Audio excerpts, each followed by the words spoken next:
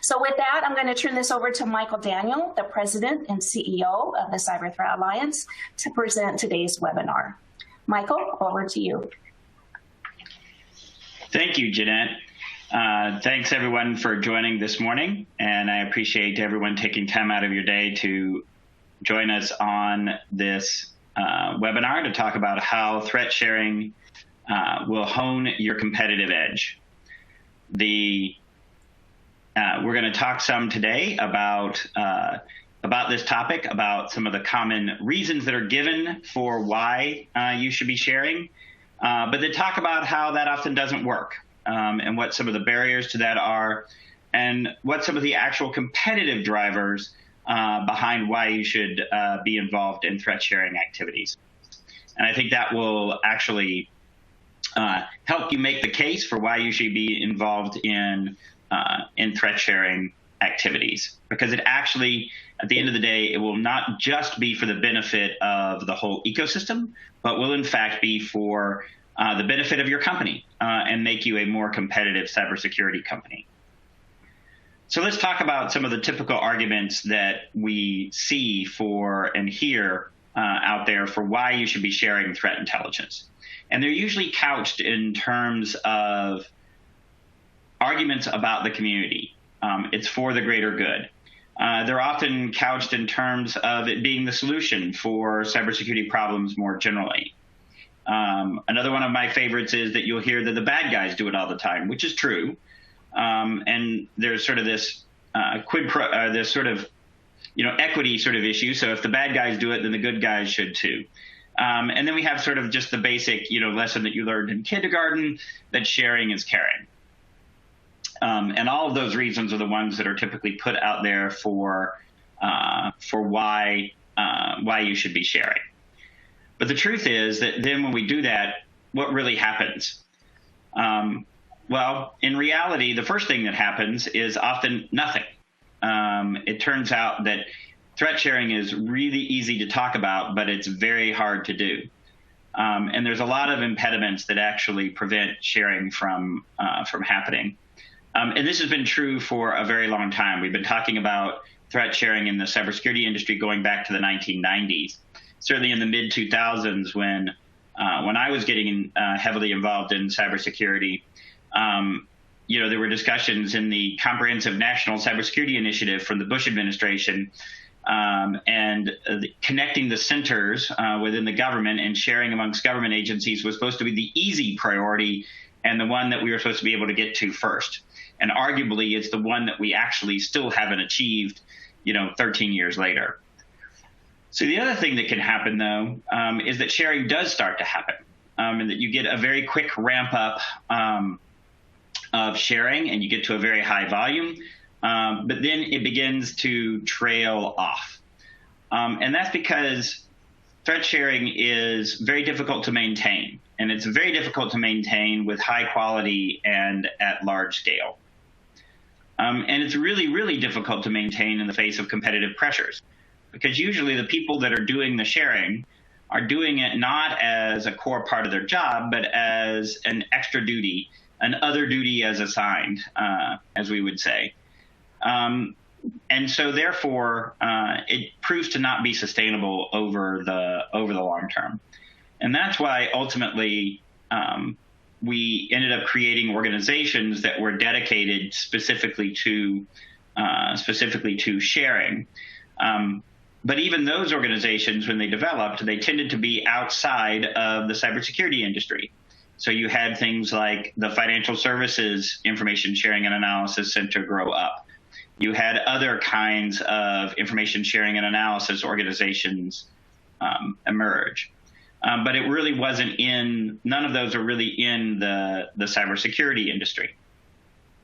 So eventually we were able to create the Cyber Threat Alliance to actually address these problems head on. And so one of the first items that we have that gives you an example of this, of what the power of that sharing is and how it actually makes you more effective as a cybersecurity company, you could actually draw from our experience with WannaCry. If you will recall, during the first part of when that outbreak started to occur, everyone was running around looking for the email vector that was responsible for spreading WannaCry.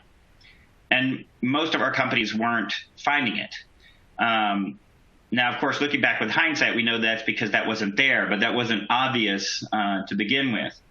And I think most companies were sort of just assuming that somebody else was seeing it. They just weren't seeing it. But by actually combining the information that we had across the Cyber Threat Alliance among, at that time, our 15 different members, we were able very quickly to realize that if none of those 15 members were actually seeing an email vector for WannaCry, that it was because it probably wasn't there. And all of our member companies were then able to turn their attention to working on other aspects and looking for the other vectors, and were therefore much better able to hone their activities, focus their efforts, and not waste time and money and effort looking down blind alleys. And so we got to the right answer much more quickly. So what we could talk about now is how to get to initial sharing.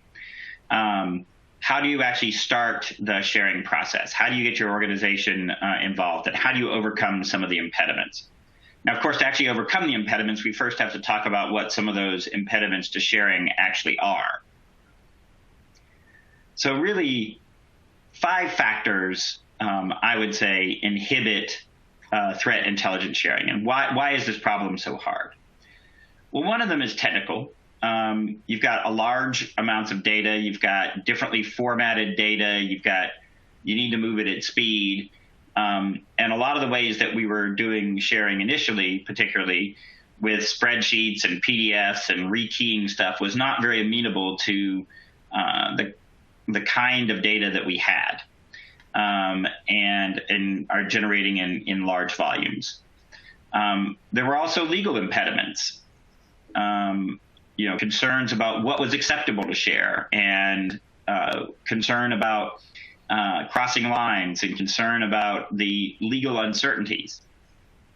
There was also economic problems. How do you actually measure a return on investment to sharing?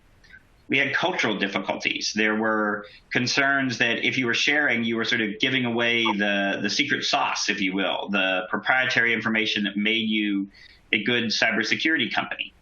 And then finally, there were conceptual problems as well, which, you would actually have a room full of people talking about threat intelligence sharing. And, if there were 15 people in the room, you would realize that there were actually 17 different ideas about what they actually meant when they talked about threat intelligence sharing.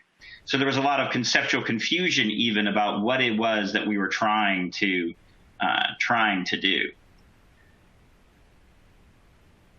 But we can actually overcome these barriers now. We've actually figured out ways to improve upon the technical, improve upon and set the foundation for how we actually are able to overcome those impediments. First of all, from a technical standpoint, we now have standards. We have things like STIX. We have things like MISP. We have systems like JSON. We have big data analytics. We have ways of moving data in large amounts and doing analysis on it and storing it and handling it in ways that don't just involve spreadsheets and PDFs. And we can share that across multiple organizations because of those technical standards. We have established legal frameworks for sharing organizations.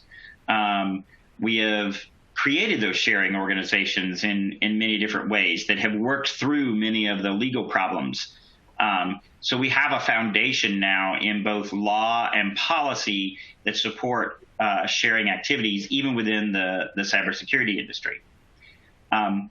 On the economic side, we have a lot of different case studies that show the benefits of sharing and how that actually helps the economy as a whole. And we're starting to even see some economic studies that show the benefit to individual companies, which is a lot of what we're going to spend the rest of this presentation talking about. Culturally, I think we're finally beginning to make a key shift. that it's not what you know, but it's what you do with what you know that matters. The information itself is only useful if you are enriching it, if you are adding to the IOCs, if you are actually explaining what it means, if you're taking that information and doing something with it. And so the raw data itself is not where the full value actually lies, but it's in what you do with that data. And we're starting to see that cultural shift begin to happen. And then finally, we've actually started to come up with ways to conceptually differentiate between the types of information that we're talking about, and so that you can focus on having different organizations sharing different kinds of information. And by separating that out and focusing the sharing in different ways and along what matters to the organizations, and focusing that sharing along the organization's comparative advantages, we could actually overcome many of that conceptual confusion and actually arrive at much more organized and efficient ways of sharing. So the barriers that existed to initial sharing, we really have ways to overcome all of those to get into a place where we can do some of that initial sharing and start sharing information beyond just the informal networks that have always existed in the cybersecurity industry. But then we actually need to take that sharing and we need to really focus it. We need to make it tight, organized, and focused so that it actually really provides value to both the provider and to the receiver. So now we're going to talk a little bit about how do you actually focus your sharing? How do you make that sharing more useful once you've actually sort of overcome some of those initial impediments? So really, when you start talking about it, looking at threat sharing, you really want to look at some key questions. One is, who is sharing? What are the organizations that are participating in the sharing? Because that actually really matters. What information are they sharing? Is it actual technical threat intelligence? Is it strategic warning? Is it best practices? All of those things can be useful, but they're different and they have different purposes. So you need to understand what the information is being shared. And then you also need to understand what purpose you're sharing it for. Is it to identify threats that are already extant on your network? Is it to enable you to understand where there may be holes in your defenses? Is it to provide you with best practices to fix those holes? Is it to give you a heads up that you may be a target?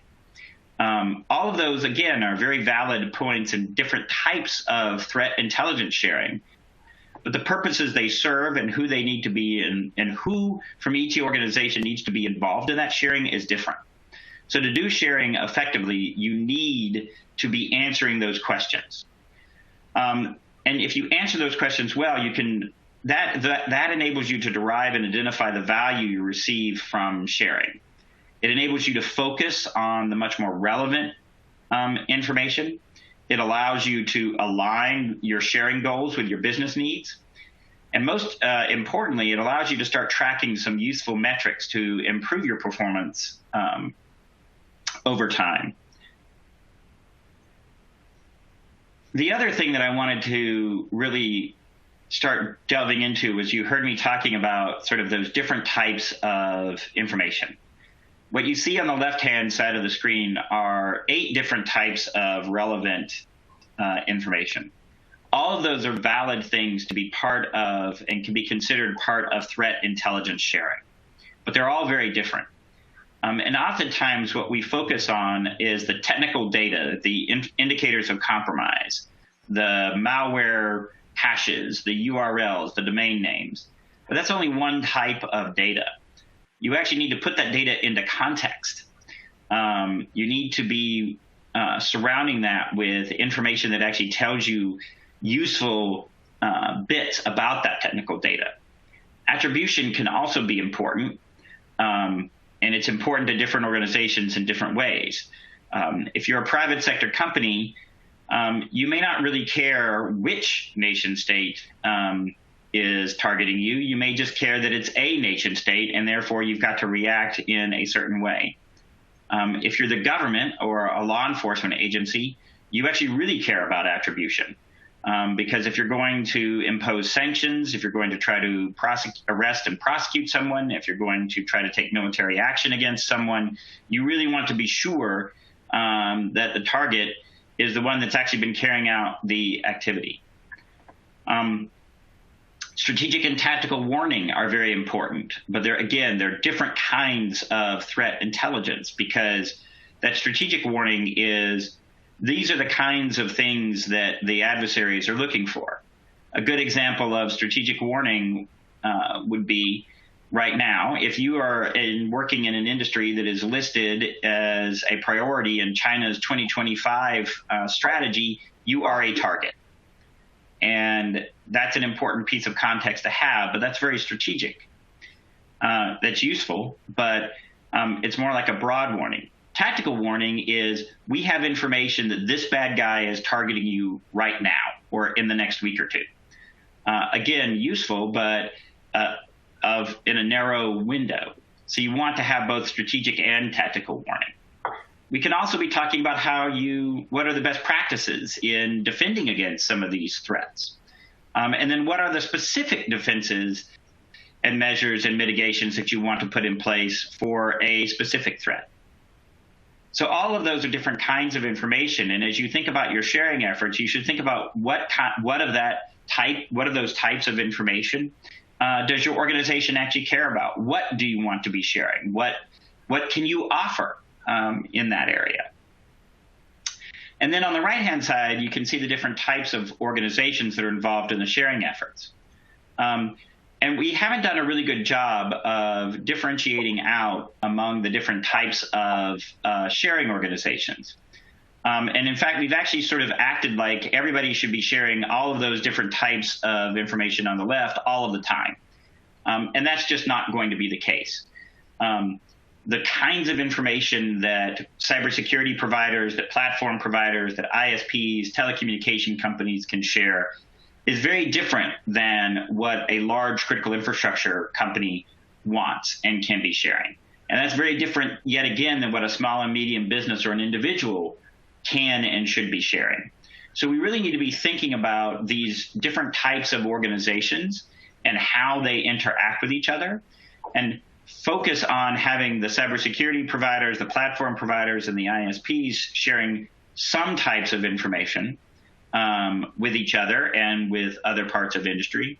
And then local governments and agencies and small and medium businesses and individuals sharing and consuming different kinds of information at the end of the day.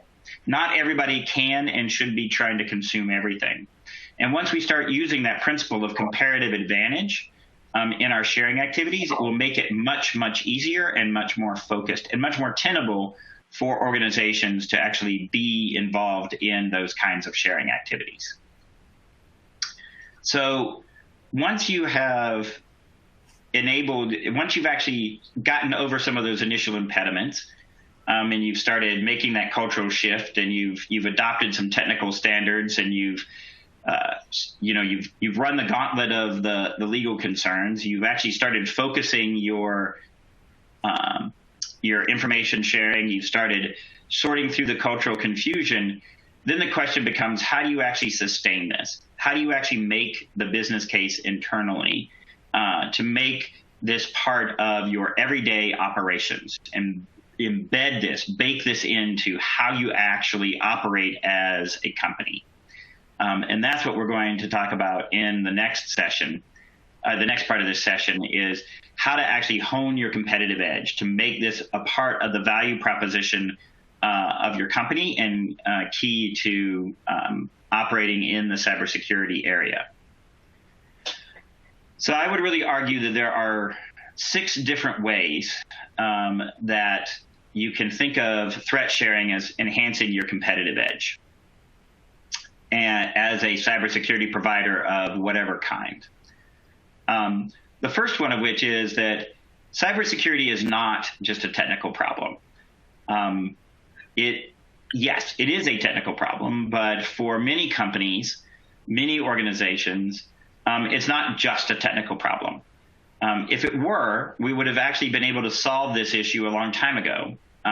It wouldn't be a consistent nagging, nattering problem for us, because we would have just come up with the technical solutions, we would have deployed them, and we would have been done. But the fact that we know that organizations don't patch, that we know that people don't employ good cybersecurity practices, we know that people click on phishing links. Those aren't technical problems. Those are economic problems. Those are human psychology problems. Those are business problems. And so no one organization is going to have expertise in all the different facets of cybersecurity. And so if you are sharing information among vendors and among different kinds of cybersecurity providers, then you're going to gain the ability to understand the problem from different points of view. And you can understand why solutions work in some situations and why they don't in others. And you can start to understand better as a company how to actually integrate with what your customers and clients actually need from you. So that you're not just trying to provide them with a technical solution when what they really need is actually something that helps them interact with their workforce. Or that you're just trying to employ a widget when everybody in the company, that widget actually interferes with the business process, and everybody in the company in your client company ends up doing a workaround around it because the widget gets in the way of doing their business. So by sharing information among companies and organizations, you can actually begin to gain that expertise in the areas that you need. Increased security also comes from taking action. Again, we come back to it's not what you know, but it's what you do with what you know. And if you want to be taking action, if you want to be protecting your customers and clients from as many different threats as possible, you want to have as broad an information set as you can possibly have to understand that threat environment, to understand how the threat is evolving, and to have that basis to make those decisions, to make those judgments, to make that risk analysis. You really want to have that increased visibility that comes from sharing across multiple different kinds of organizations. So again, if it's what you know, but if it's not what you know, but what you do with what you know, you still want that what you know to be as broad as possible. Also, the third thing is that end users are beginning to demand a team approach. Particularly on the large enterprise side, there's a shift that you can see starting to go on among chief information officers, chief information security officers, chief security officers at large enterprises. They're starting to ask the question, why am I the system integrator for all of these different pieces of technology? Why is it that I have 47 appliances in my stack and I'm not really sure exactly what appliance 21 does compared to appliance 32? Why doesn't the cybersecurity industry actually just integrate this for me? And if end users are going to begin demanding that there be this team approach on the cybersecurity side, it means that the cybersecurity industry is going to have to be sharing information and operational capabilities in the back end in order to actually make those products and services work well together. And it's that comparative advantage that should drive what organizations do. And so the idea that you could just continue to promote a point solution to a point problem is not going to be sustainable for much longer.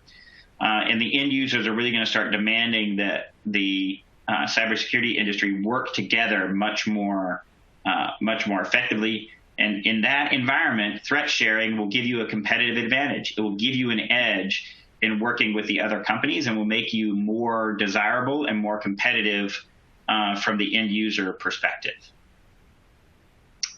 I know this sounds like a truism, but no single company sees all the malicious activity that's out there. Every organization can learn something from sharing. I worked in the U.S. government for 21 and a half years with one of the largest intelligence communities on the planet. And the U.S. government does not see all the malicious activity that's out there. And so if you are trying to assemble as broad a picture as possible, if what you want is as much information as possible, again, to do that, to provide your value add on top of that, you can learn something from sharing. And you can learn from different perspectives across different geographic regions. You can make connections across different types of systems, different types of companies that you would not otherwise see. We see that within CTA all of the time. Also, regular sharing generates ideas and connections. We see this very much in our work within CTA. But yes, every single one of your threat researchers and analysts have their informal networks that they've built up over the years. But if you start to put that into your business processes and start to having those regular connections and ideas part of what makes your threat researchers valuable, and realizing that having those connections are valuable to your researchers, it will actually generate more connections. It'll generate new ideas.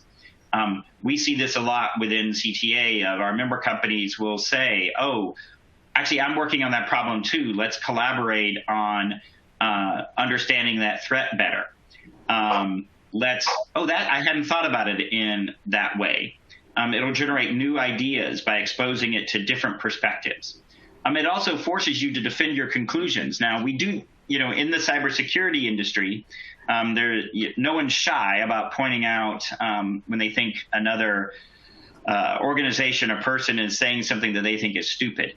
But by engaging in regular sharing, it keeps you on your toes, and it keeps you focused on the leading edge of ideas, and making sure that as a company you are staying connected and up on how the threats are evolving. And then lastly, threat sharing actually builds the connections that we need to deal with a crisis, like what we're seeing right now with the pandemic. And the threats that are emerging from the pandemic. Exchanging business cards in a crisis is a bad idea. That's not when you want to be meeting people. It takes time to build the trust that sharing relies on, and you can only do that during a time, relatively normal times, when you can actually spend the time to build up those connections and those ideas. So those are the different ways that, from my perspective, that you can actually make the case that threat sharing makes your company much more competitive. One is, again, that you get access to kinds of expertise that you would not otherwise have to deal with the multiple different aspects of how cybersecurity actually operates in the real world and all the different problems that it generates. It enables you to take action on a broader set of data. It enables you to get access to a broader set of data than you would otherwise have. It also enables you to meet the demands of end users. It creates new ideas and new ways of thinking, and leads you to new products and services. And then finally, it enables you to respond better, more effectively, faster in a crisis, and be more effective for your customers and clients all the way around. So now what I can do is give you some case studies and some lessons learned from our experience within the Cyber Threat Alliance. We are certainly not the only way that you can get together and share information. There are informal organizations that do it, and there are multiple formal organizations that do it. But over the last 3 years as a formal organization and as an informal organization for a couple of years before that, we've actually developed quite a bit of experience in how to do information sharing and how to do that threat intelligence sharing. So threat sharing examples from within CTA. One is that we have a very strong automated sharing capability. We are able to enable all of our members to share threat intelligence at speed, at scale, and to do it in a very structured format. Everybody can use this to receive new information. Essentially, even our largest members report that between 8 and 10% of what they receive from CTA is net new to them. And anybody who has actually been in the business of sharing indicators of compromise and things knows that that's a very high percentage from one source. But it also enables them, even the information that's not new, it enables them to validate that information, that multiple people are seeing that information, that seeing those threats, seeing those indicators, and agree that those indicators are malicious. And that is also valuable information for companies to get, is that not only do they see it as malicious, other companies agree as well. And that gives you much higher confidence in the conclusions that you've reached. So therefore, that automated sharing is actually able to enhance the outputs and the products and services that all of our member companies offer. As I mentioned earlier with the WannaCry example, we were able to use threat sharing to reduce the fog of war, and we were able to get to the right answer much more quickly. Some of our members said after that they're certain that being able to do that sharing in the WannaCry example enabled them to shave 48 hours off of the time it took to get to finding the right vectors that was behind propagating WannaCry. And in that kind of crisis, 48 hours is a very, very long time. And it really can make a huge difference in being able to protect your customers or not. Another good example is VPN filter. Within VPN filter, this was an example where one of our members, Cisco, had been doing a lot of research on a particular piece of malware that was particularly nasty. Actually, from a cyber nerd standpoint, VPN filter is actually quite a cool piece of malware, if you will, with lots of capabilities and very elegantly coded, well put together. But it was a particularly nasty threat as well, because it could also essentially, it had a destructive component where it would enable it to, if the adversary wanted, it could brick routers and other kinds of edge devices, because that is primarily what it focused, was those routers and switches and things like that. But what we were able to do with the sharing within CTA is that prior to their public release of their findings on VPN filter, Cisco shared that among the CTA members. And that early sharing allowed our members to go ahead and put in detections to try to find if edge devices on their customers' and clients' networks were infected with VPN filter, and also to put in, to the extent they could, protections against VPN filter. And by doing that coordination ahead of time, many of our members also went ahead and also positioned research findings and blogs to go live. We were also able to coordinate that action with some actions that the U.S. government decided to take, where they seized control of some of the domain names that VPN filter was calling out to find out if it was online and to get further instructions. And so by coordinating all of those, that information ahead of time, we were able to dramatically boost the impact that we had when we actually all went live simultaneously. Cisco led, but then very quickly followed by the rest of our members. So this had a very beneficial effect, not just across the ecosystem, but it also boosted the impact that all of our members were able to have for their customers and clients. So instead of sort of madly scrambling around trying to catch up for this major announcement, companies were ready to go, and they could tell their customers and clients that, yes, they were already on top of this threat, that they were already deeply involved with how to deal with it, And we had a massive impact on the adversary, and they essentially abandoned that infrastructure that was behind VPN filter, and they haven't been back to the best of our knowledge. I am certain that VPN filter itself will be back in some other form. It's too elegantly coded of a piece of malware to be completely abandoned, but we amplified our actions and had a much stronger impact on the adversary as a result of the sharing that was done within CTA. And that then, the VPN filter example led to our early sharing program. So it's not just the automated side of CTA. That's incredibly important and is the foundation of what we do. And we definitely need to be in a world where we're sharing IOCs and other technical data in an automated fashion and not through Excel spreadsheets and PDFs. But we also have an early sharing program that operates at human speed that came out of our experiences with VPN filter.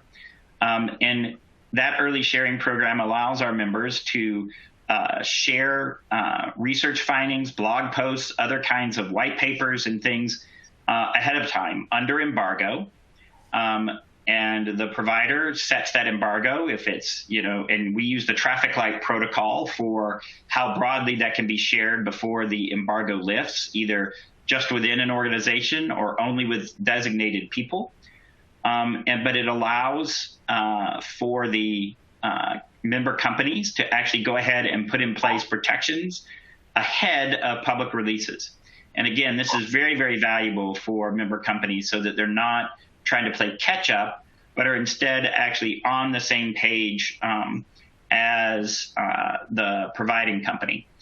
What does the providing company get out of it? Well, they get to still be first in releasing something, but then they get promoted by what other member companies then come along and say, yes, and as this other member company has discovered, we are working on this problem. So it increases the publicity that a provider of that early sharing gets. And so everybody benefits from that, making you more effective at providing your customers and clients with good cybersecurity services. Within CTA, we also have working groups that are focused on particular threats. In fact, right now we have three. We have one that is focused on election security and threats to the election infrastructure here in the United States in particular. We have one that is focused on security of the Olympics, and one that is focused on a particular criminal malware set, looking at what we can learn about that criminal malware group and see if we can actually figure out ways to disrupt it. But what we want to do is be able to use the shared information to understand the threat better, and then position our member companies to better be able to disrupt that malicious activity, get ahead of it.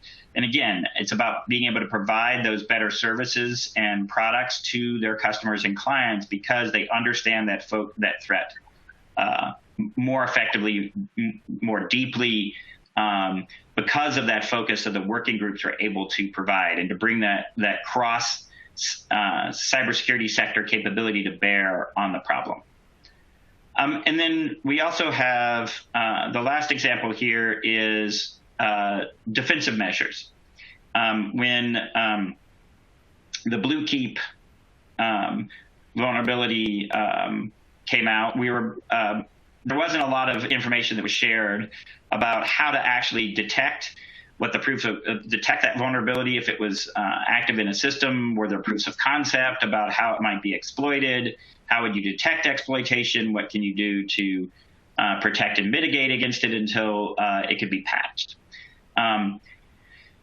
As a result, our members actually shared that amongst themselves. That was a new kind of sharing of defensive measures among CTA, but it enabled us to develop those proofs of concept and those mitigations and detections much more rapidly. And so there again, member companies were able to protect their customers and clients much more quickly than if they had just been operating by themselves. So what do these examples lead to in terms of lessons? Well, I would identify four that we talked about through here. One is that something is better than nothing. one of the objections that we often hear is, well, I can't share everything. And the truth is that you don't have to share everything for it to be useful. Even a little bit of sharing is beneficial to both the ecosystem, but also to the company's competitive position. So you don't have to share everything for it to be useful. And I would actually say there's a corollary to this, which is none of our members share everything. And so if you set that as an expectation, you're going to fail. And so we instead have set the expectation that we want people to share a certain minimum amount, but it's certainly far from everything. A second lesson for us has been that automation is important for technical sharing. You can't do the sharing of the technical indicators at the speed and scale that we need in the cybersecurity industry unless it is automated. And so that part of the system is really important to automate. And that's why we've built the systems that we have inside CTA to enable that automated sharing to occur at speed, at scale. But it also turns out that humans are important too. And saying that you need the automation does not actually decrease the value and the input that humans have. Because ultimately, people still have to do something with the information to make it valuable. Yes, you can set up automated blocks, and you can set up certain kinds of information to automatically flow through the system. But we're still very much at a place where we need human analysts to be looking at the data. We need humans to be interacting with the data and making decisions based on that automation. And so therefore, it's very important to involve the humans in the sharing process as well. And then lastly, sharing is hard work, and nobody should think that it is easy. And what's been interesting for us is the technical parts are difficult, but the non-technical parts, the business processes, the legal agreements, the non-technical parts are even more difficult. And so if you were thinking about how to integrate your organization into a sharing process, you have to understand that integrating on the technical side is only one part of it. You also have to talk about your business processes and your workflows for your researchers. You have to talk about time, researcher time and engineer time and other things like that. So those are all aspects that have to be considered when you're looking at sharing and not just the technical side. So we want to, of course, apply these lessons in the real world. And so we have a few examples of how you might actually begin to go about doing that. One is that, again, sort of dividing up based on kind of how an organization operates. If your organization is one that produces, collects, or provides threat intelligence, then you should really be analyzing what you can share and what you can benefit from receiving. You can join one of these formal threat sharing organizations. And then you really have to be looking at how you automate the technical threat intelligence sharing. Because, for example, with CTA, that's kind of the table stakes. You have to be able to integrate into our automated sharing in order to participate effectively over the long run as a member. But if you're primarily a consumer of threat intelligence, some of these lessons work out a little bit differently. One thing that you could be doing is you can ask your vendor how they share threat intelligence across the industry. You can ask them directly as you're making contracts. You can ask your vendor to validate the intelligence that they share with you. You can ask them how they know what they know. And you can also make threat sharing part of your evaluation criteria in your cybersecurity contracts. And you can weight more heavily and make a factor in your decision whether or not an organization is part of a broader, whether or not a particular vendor that you're looking at is part of a broader sharing organization. If your organization shares threat intelligence, you can do things, and you want to get more of it. One thing you can do is update your business rules to encourage sharing quality. One of the things that we have within the Cyber Threat Alliance is that our business rules are set up to actually encourage not just the sharing of indicators, but context. And for us, that context around those indicators is incredibly important. When did you see it? When did you first see it? When did you last see it? What country did you see it in? What kind of malware do you think it is? All of those kinds of information, that context that goes around it is incredibly important, and we're set up to actually encourage that kind of sharing. But more importantly, you should focus on the information types that fit your comparative advantage, and not try to flog your members to share kinds of information that they don't have and they can't consume. If your organization is a government agency, again, I would come back to focusing that sharing on your comparative advantage. And in general, for most government agencies, it's not the technical data. It's pretty rare for us to get something from the U.S. government that is a piece of technical data, a malware hash or a URL or a domain name that one of our members has not seen. But what the government often has as a comparative advantage is context and an understanding of why something might be important relative to something else. And that kind of information would be gold for the private sector to have. And then in governments, enabling and articulating their priorities, what do they care about, what are the actors that they care about, and encouraging that cross-sector and international sharing, that's incredibly important. And then lastly, I think that we need to translate these lessons across the ecosystem.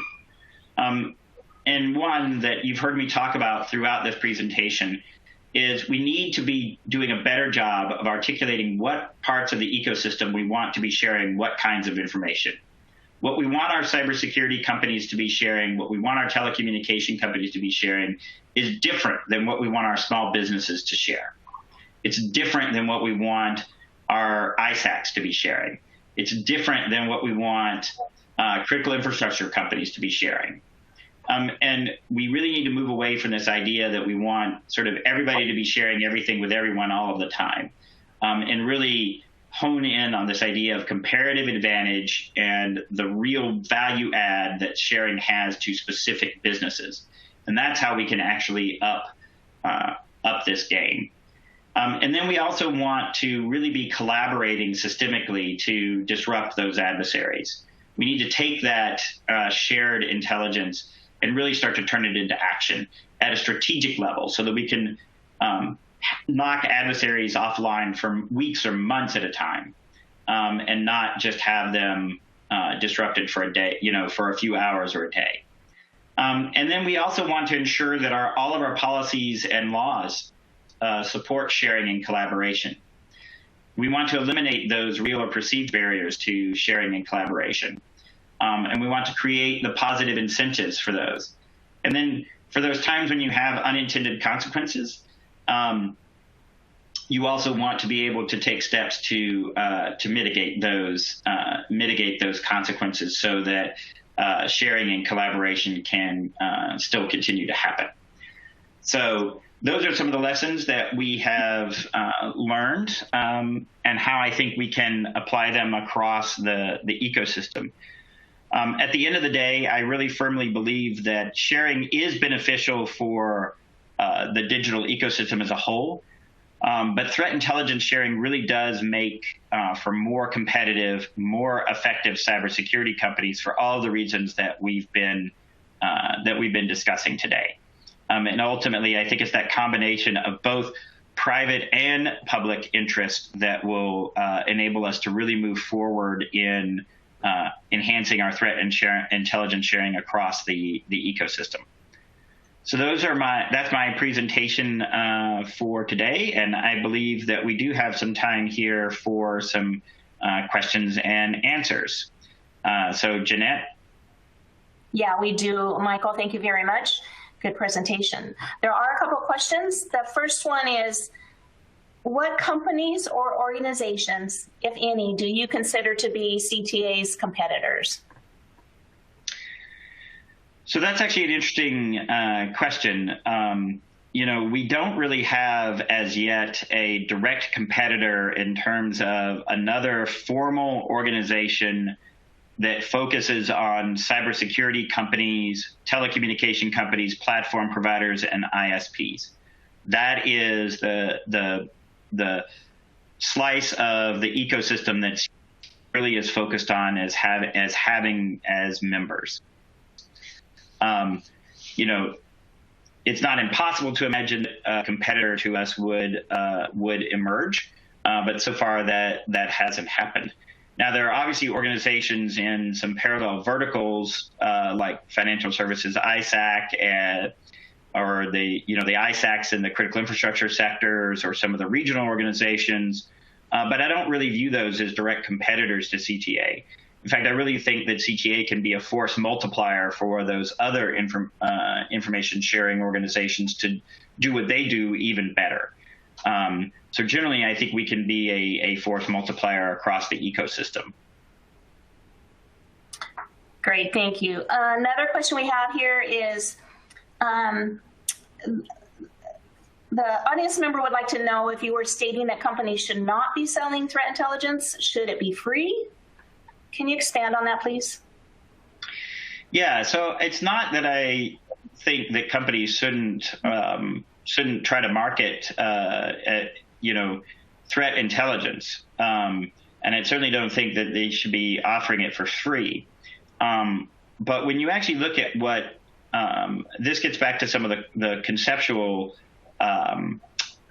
confusion that is out there, which is, even the companies that sell threat intelligence, they don't just provide their customers and clients with, raw indicators.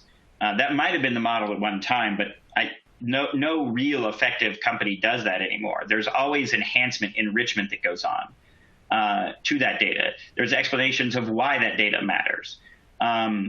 Yes.